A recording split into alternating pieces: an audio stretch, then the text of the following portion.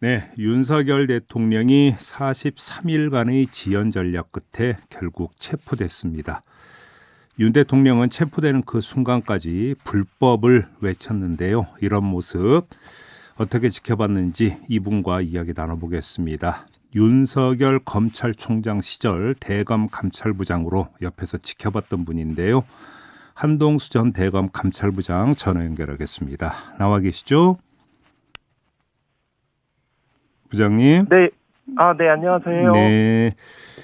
자, 어제 윤석열 대통령이 결국 체포됐는데요. 어떻게 네. 지켜보셨습니까? 네, 마침 제가 업무가 있어서 체포 집행되는 과정들은 지켜보지 못하였는데요. 네. 네. 그 후에 큰 방향에서 옳은 방향으로 흘러가고 있구나. 음, 경찰과 그 많은 시민들이 큰 고생하셨구나. 네, 뭐 이런 생각들을 하였습니다. 그래요. 자, 공수처 조사 과정에서 계속 묵비권을 행사했다고 하는데 이렇게 나올 거라고 혹시 예상하셨습니까? 네. 그런 부분은 국민들보다 제가 조금 더 예상을 할 수 있었습니다. 어떤 점에서 그렇게 그 예상하셨어요? 지금 진술 거부권 행사, 서명 날인 거부, 그리고 퇴장, 음, 임의 퇴장 이런 부분들은 검찰에서 네. 오랫동안 뭐 특히 특수부 검사를 중심으로 이런 사례들이 있었습니다. 채널A 사건에도 있었고요. 어, 다만 이제 체포적 부심을 관할법원은 서울중앙 지법으로 해석하고 청구했다는 말도 들은데요. 예, 예. 이런 부분들은 관할법원은 명백히 구속적 부심과 마찬가지로 체포영장을 발부한 법원의 관할인데 음, 이런 부분들은 무언가 이렇게 억지 논리 네. 이런 부분들을 주장을 해서 음, 뭐 이렇게 항상 보이는 수법 중에 하나가 이렇게 지금 이제 법치를 그렇게 강조하더니 지금 법 위에 군림하는 모습이거든요. 네. 법을 무시하고 초법적인 존재처럼 느껴집니다. 네, 네. 마치 뭐 우리 대선 과정에도 왕자 표시를 하고 이렇게 했잖아요. 네, 네. 자기는 왕이 바라보는 법치주의인 것 같아요. 네. 음.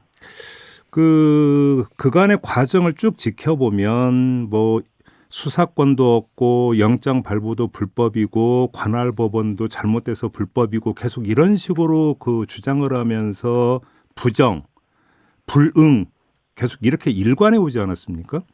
네. 근데 이런 모습을 보면서 제가 좀 기억이 떠오른 게 하나가 있는데 검찰총장 시절에 징계가 추진이 될때 네. 온갖 규칙이나 뭐 내규 이런 것들을 제시를 하면서 절차적 문제를 끊임없이 제기한 적이 있었거든요. 이게 거의 네, 맞습니다. 비슷한 대응이 아닌가 싶은 생각을 좀 했는데요. 어떻게 보십니까? 네, 맞습니다. 2020년 11월, 12월 윤석열 검찰총장에 대한 징계 국면은 정말 일대 격돌이었고요. 그래서 네네네. 생각할 수 있는 온갖 주장과 행동들이 다 나왔습니다. 네. 그래서 거기에서 보여주었던 모습들이 음, 지금 다시 반복되는 측면들이 좀 있고요. 그 네. 전부는 아니지만 예. 그 당시에도 말씀하셨듯이 윤 총장은 법무부 감찰 담당관 의 조사에도 불응하고 또 음, 징계위원회에 대해서 기피 신청도 하고 네. 그 법무부 감찰 담당관실의 조사가 부적법하다 예. 뭐 이런 갖가지 온갖 주장들을 토망식으로 하였고요. 예. 또 한편으로 검사들이나 감찰위원들 통해서 감찰을 반대하도록 집단적 의견을 내도록 하고 음, 또 언론전을 벌였습니다. 예. 지금도 역시 공수처나 검찰의 거듭된 출석 요구에 불응하고 음, 또 법원이 적법하게 발부한 영장, 최고의 법 해석 기관이라 할 수 있는 대법관이시거든요. 법원 네네. 행정처장이 예. 적법하다고 하는데 여전히 불법이라고 주장하는 거, 음, 헌법재판관 기피 신청하는 거, 네. 뭐 이런 변론기인 불출석 등이 다 음, 그리고 지금은 또 마지막에 체포 직전에 영상 메시지를 통해서 이 한 글을 보았더니 이것 지금도 역시 국민을 선동하는 여론전을 벌이고 있구나 이런 음, 생각을 당시 징계 절차와 닮아 있구나 음. 이런 생각을 하였습니다. 그러니까 부정과 불응으로 일관하는 이런 대응 태도, 대응 전략은 어디서 비롯되는 거라고 진단을 하세요? 아, 그 첫째는 검찰 조직들, 네. 검사들, 특히 특수부 강력 강력 통해 이제 검사들의 수사를 대하는 태도이고요. 그런 측면이 하나 있고, 왜냐하면 수사 자체가 기망과 증거 조작, 그 부인을 통해서 유리한 그 결과들을 얻어내거든요. 네. 뭐 이런 측면이 하나 있고, 뭐 단적인 예를 들면 뭐 윤곽근 대리인단은 결국 모두 검찰 출신이잖아요. 네. 주요한 부분은. 그리고 이거는 다 윤석열 그 피의자가 선택한 변호사들인데, 뭐 윤곽근 변호사도 1심에서 알선 주재체로 징역 3년 실형 선고받았다가 무죄 받거든요. 네. 이때도 범행 부인하고, 석동일 변호사도 뭐 출입국 외국인 정책본부장 법무부에 살 때 김명신 양재택 출국 사실에 대해서도 부실을 신하였고, 예. 부산지검장 LCT 뇌물수 사건에도 무혐의 받았는데 이때 모두 다 범행을 인정하지 않았지요. 예. 그러면서 예. 이 범행을 부인하면 유리한 결과를 얻는 것들을 경험적으로 좀 알고 있고요. 또 하나는 독특한 점은 윤석열 그 피의자가 그 독재 정부 이 본인의 어떤 독특한 왕권 신수설처럼 네. 이렇게 독재 정부라는 그런 고유한 특징이 있습니다. 극우 유튜버들의 세뇌당한 그 주장들, 예. 당국가 세력, 예. 또 이 부분은 이제 국민을 보지 않고 이용할 수 있는 대상으로 보는 이런 캐릭터들이 같이 작용한 것으로 보입니다. 그러면 이게 윤석열 대통령의 특성을 논하기 이전에 특수부 출신 검사들의 어떤 그 공통된 대응 전략이다, 이렇게 지금 진단하시는 걸까요? 네, 제가 검찰에 근무하는 동안 그 자신의 그 범행 비위 사실을 순순히 인정하는 검사들을 거의 못 보았습니다. 아, 그래요? 네, 아주 때로는 거세게 불응하고 저항하고 부인하고 이렇게 합니다. 네. 여기에다가 이제 조금 전에 이제 그 부장님 말씀 윤석열 대통령의 개인적 특성, 뭐 네. 왕권 신설비 뭐 이런 걸 잠깐 해주셨는데, 이제 본인에 네. 대한 어떤 그 자기 평가, 네. 이런 것들도 좀 여기 이제 추가가 된다, 요인으로, 이런 말씀이신 거고. 네, 네. 한 가지 보충하면 징계 국면에도 그 조사 주체에 대한 공격들이 아주 심하였거든요. 네네네. 지금도 역시 뭐 그 공수처라든가 또 네. 서부지법 등에 대한 그 조사 주체에 대한 갖가지 온갖 압박과 공격이 있을 겁니다. 네. 네. 현재도 일부 있고요. 그러면 지금 그 부장님은 그 몇 개의 사례를 말씀하시면서 이제 그게 통했다라고 이제 말씀을 주셨는데, 네. 이번의 경우에는 어떻게 통할 것 같습니까? 그러면? 그렇지 않습니다. 일단 헌법재판소에 대해서 네. 지금 헌법재판소 재판관들은 이제 헌법재판소는 기본적으로 최중심이어서 불복이 안 됩니다. 그렇죠. 네, 그래서 이제 헌법재판소의 재판부 구성, 그 사안의 중요성, 의지들을 보면 헌법재판소도 기본적으로 또 보안이 유지되고 있고 네. 독립에 대한 그런 강고한 의지들이 엿보이기 때문에 헌법재판소는 그 파면 선고로 나아갈 것으로 보이고요. 네. 2월 달 중에 선고되리라고 예상합니다. 네. 2월 4일 변론 종결이 그 기일에 비춰보면. 네. 그리고 이제 수사 국면에서는 다소 간의 공격의 여지가 있을 겁니다. 윤 피의자 입장에서. 예. 뭐 이런 좀 약간의 항상 방심하지 말고 최선을 다해서 이렇게 국민과 역사 앞에서 겸손하게 또 단순하고 담대하게 가야 되겠죠. 네. 그 부장님이 어떤 말씀을 하신 바가 있냐면, 수사를 잘 아는 사람이니까 윤석열 대통령이 공수처 검사들의 질문사항, 질문 내용 수준을 보면서 대응할 거다, 이렇게 전망을 하신 바가 있습니다. 어떤 의미일까요?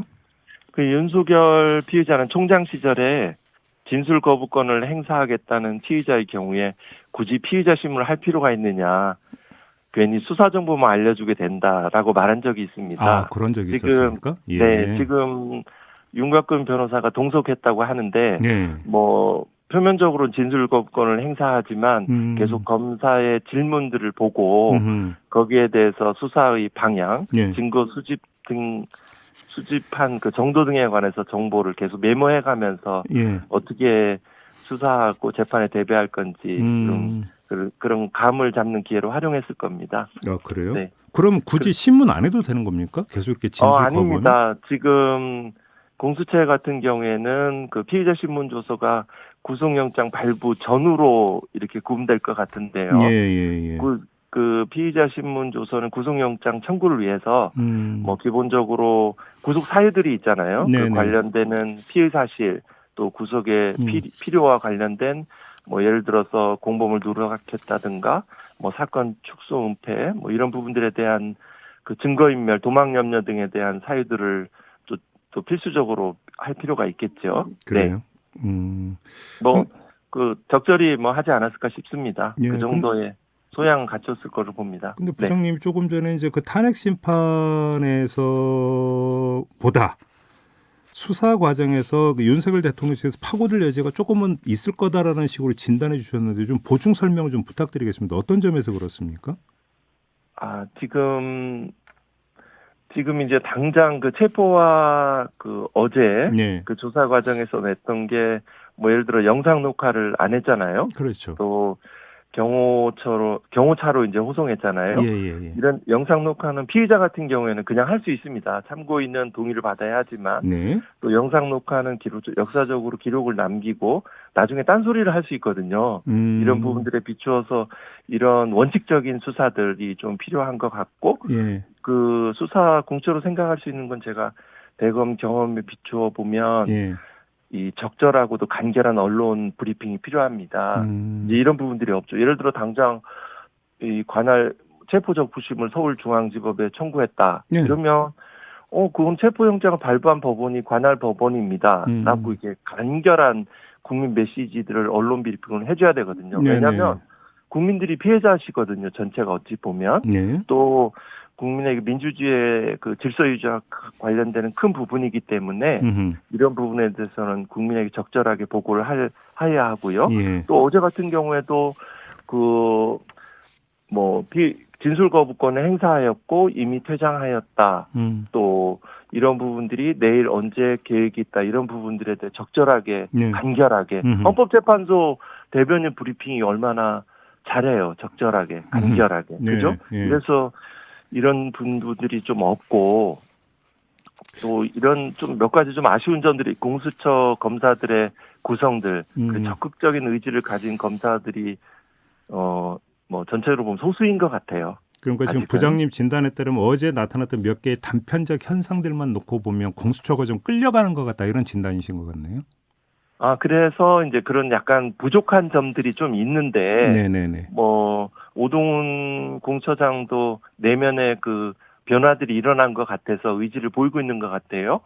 그러면 이 과정들을 가는데 일부 경험과 이런 부분들이 조금 제가 외람된 말씀이지만 있어 보여서 이런 부분들은 그 공조본 그런 인력 등을 통해서 좀 잘 보충을 해야 되겠죠. 예를 들어서 수사 보고서도 잘 정리를 해야 되겠죠. 그거는 왜냐하면 나중에 특검에 대비하거나 그 공판에 그 참고가 될 수 있도록 잘 대응해서 해야 되겠죠. 각종 법리라든가 또 그 수사가 미진한 부분이라든가 이런 부분들을 잘 수사 보고서 등을 공수처 인력이 부족하다면 경찰 쪽에도 여러 가지 전문적인 안보라든가 이렇게 수사 인력들이 있거든요. 이런 도움을 받더라도 수사 보고서 적절히 기록에 남겨둬야 되죠.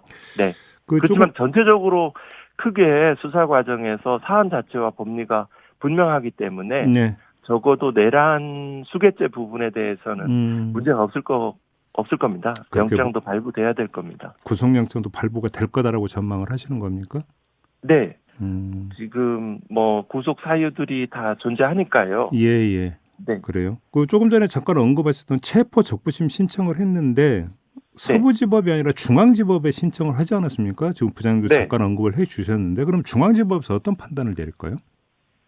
지금 일단 신속하게 체포영장에 대해서 그 결과를 해야 되지만 일단은 명백하게 체포영장을 발부한 서부지법에 체포적부심을 청구를 해야 되는데 그죠? 이렇게 해서 이 청구가 되지 말아야 될 이쪽으로 신청을 한 것이어서 배척하는 결정들이 나오거나 아니면 그 전에 그 구속영장이 서부지법에서 신문길이 잡히고 발부가 되지 않을까 싶습니다. 그래요? 근데 만약에 네. 기소가 이루어진다면 그다음에 네. 재판을 담당하는 관할법원은 어디가 될 거라고 전망을 하십니까? 지금 이제 그 공수처는 대통령에 대해서 기소권이 없습니다. 공수처는 검 판사, 검사, 그렇죠. 경무관 이상 경찰만 하니까요. 마지막에 수사는 할 검찰이 수 해야 되는 있지만, 거죠, 결국은. 네, 중앙지법에 음. 공소장이 제기가 되겠죠. 네, 검찰이 이제 기소를 할 수밖에 없으니까 네, 이때는 서부지법이 아니라 중앙지법으로 갈 거다. 네, 네. 근데 음. 이제 영장의 문제하고 공소제기의 문제는 이제 분리가 돼서 네네. 그 영장은 무효가 없습니다. 음. 뭐 판사 가서 뭐 판사의 서명 날인이 없다 하더라도 네. 그 피의자가 사망한 허무인이라 하더라도 존재하지 않는 사람이라도 음. 영장이 무효라는 개념은 없고요. 음. 그건 영장이 아닌 거죠. 네. 또 영장이 집행이 불능이라고 반환하면 되는 것이지. 네, 알겠습니다. 근데 어제 보도를 보면은 그래서 서울중앙지법이 형사비 재판부를 하나를 늘려서 전담 재판부를 운영할 것 같다라는 지금 보도가 나왔어요. 내란 사건에 대해서. 네. 자, 이렇게 되면 좀 어떤 재판 속도가 좀 빨라질 수 있을까요? 근데 기본적으로 대법원장의 사법행정 측면에서 네. 재판의 신속을 많이 강조하시는 입장이고요. 네네. 뭐 다른 사건 배당하지 않고 이 사건만 처리해라.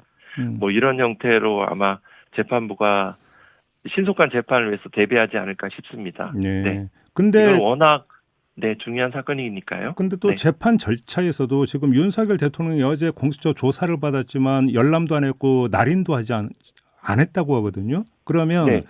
처음부터 끝까지 전부 다 인정을 안 할 가능성이 있는데 이러면 처음부터 하나하나 다시 밟아가는 또 절차적 네. 문제가 제기가 되지 않겠습니까? 일단 피의자 신문조서 자체는 그 검찰 피의자 신문조서는 그 경찰 피의자 신문과 같이 법 개정이 돼서 그 내용 부인하면 증거 능력이 없습니다. 그러니까요. 네. 예. 그래서 이제 그 관련 공범들, 그 증인들, 참고인 이런 서증들이 있고 그 증거 능력을 이제 다 부정하겠죠. 네네. 부동의하면 그 증인 신문들이 집중적으로 많이 네. 이루어지겠죠. 그러니까요. 그럼에도 불구하고 전담 재판부가 구성만 된다면 좀 빠르게는 진행이 될 거다. 이런 진단인 거고요. 네. 알겠습니다. 아까 잠깐 그 이제 여론전을 언급을 하셨는데 네. 윤석열 대통령이 어제 국민의힘 의원들 만난 자리에서 레거시 미디어는 너무 편향돼 있기 때문에 유튜브에서 잘 정리된 정보를 보라 이렇게 말을 했다고 하거든요. 유튜브를 아주 각별히 사랑하는데 혹시 검찰총장 때도 혹시 유튜브 많이 본다 이런 얘기 혹시 들으신 적 있습니까? 그 당시에 뭐 많이 보거나 이러지는 않고요. 네. 기본적으로 그 극우 유튜버들의 주장들, 네. 뭐 자유민주주의라는 게 사실은 반공 이데올로기 이런 그 유튜브 또 극우 보수 집회들에 대한 관심들이 있었죠. 네. 그러니까 지금처럼 아주 뭐 극우 유튜버의 그 거짓된 정보와 왜곡된 정보에 세뇌되었다라고 평가할 정도까지는 아니었습니다. 이 정도까지는 아니었습니다. 그럼에도 불구하고 네. 관심은 있었다. 네, 관심과 거기에 대한 청취들 그리고 보수 집회에 대한 그 주변 배회들은 있었죠. 잠깐만요. 그러니까 검찰총장 PD 수첩에서도 그렇게 이렇게 말씀드린 바 있습니다. 그러니까 이제 보수 집회 나간 적도 있다. 네네. 그 그래요? 주변을 배회하고. 예. 네. 그러면 그때 검찰총장 시절에 이제 극우 유튜브에 대해서 혹시 뭐 좀 기억나는 사례가 있습니까? 어떤 거에 대해서 언급하고 그랬는지? 제가 뭐 직접적으로 제가 그 면전에서 들은 적은 기억이 없습니다. 그래요? 네. 네. 자, 이 점을 안 여쭤볼 수가 없는데 부장님께서 법정에 증인으로 출석을 하신 적이 있지 않습니까? 네. 그래서 윤석열 검찰총장이 만일 육사 갔으면 쿠데타 했을 것이라고 말을 했다라는 증언을 하신 바가 있습니다. 네. 자, 그리고 나서 비상계엄을 선포를 했습니다. 이 두 가지를 네. 어떻게 연관지어서 이해를 해야 되는 걸까요? 이제 그 발언들은 이제 그 윤석열 총장에 대한 징계 절차에도 진술했고 국회 법정에서 여러 차례 진술을 했는데요. 네. 그런 부분들은 그 기본적으로 그 당시에 검찰총장 재직 시절에도 그 대통령이 되고자 하는 대권에 대한 그런 생각들이 있었고요. 그 표현은 그 박정희 전두환식의 어떤 강압적인 그 권한에 대한 그 내심의 욕망들을 표현돼 있었고요. 그래서 검찰권의 사유화로 갔고 지금은 이제 대통령이 된 현재의 그 내란죄, 그 뭐 군 반란죄 이런 부분들에 대해서는 그 친위 쿠데타로서 최고 권력에 대한 사유화를 그 표현하는 거죠. 네. 근데 이 방송을 듣고 계시는 우리 애청자 여러분들의 좀 이해를 돕기 위해서 다시 한번 좀 그 부연 설명이 필요한 것 같은데 이때 윤석열 총장의 발언이 정확히 어떤 것이고 어떤 맥락에서 나왔던 발언이었습니까? 네. 그 발언은 내가 만일 육사에 갔더라면 네. 쿠데타를 하였을 것이다. 5.16 쿠데타는 김종필과 등 네. 중령급이 한 것이다. 네. 검찰로 치면 부장에 해당된다. 나도 그 시절로 돌아가고 싶다라고 하였습니다. 그래요? 그 맥락은 당시 채널A 검언 유착 사건에서 네. 그 제보자를 통해서 당시 이제 총선이 2020년 4월 15일이었고요. 이 발언을 한 것은 대검 부장들이 있는 자리에서 3월 19일 날 이루어진 일입니다. 총선이 임박해서. 이래서 그 제보자를 통해서 당시 민주진영의 그 유시민 이사장에 대한 범죄 비위 정보들이 제보가 임박돼서 이런 부분들이 그 수사에 착수했다는 여론 보도가 나면 결국 민의에 영향을 미쳐서 그 검찰권을 영속화하고 또 그 과정에 그 예전에 서울의 봄에서도 나왔듯이 그 수사하는 사람들이 세상을 지배하잖아요. 여론의 관심을 지배하면서 자기 대권에 대한 그런 가능성들이 높아져 가는 이런 것들을 자기 손에 실감하고 있다는 그 야망의 표현이었죠. 그러니까 돌아가는 상황이 마음에 들지 않는다라는 판단에서부터 쿠데타 발언까지 나왔다 이렇게 이해를 하면 되는 걸까요? 그렇죠. 약간 이제 제보자가 뭐 정보를 줄 듯 안 줄 듯 약간의 밀당 비슷하게 하니까 그 부분들이 그걸 이제 보고받는 위치에서 한동훈 이렇게 뭐 온갖 정보들을 다 공유하니까요.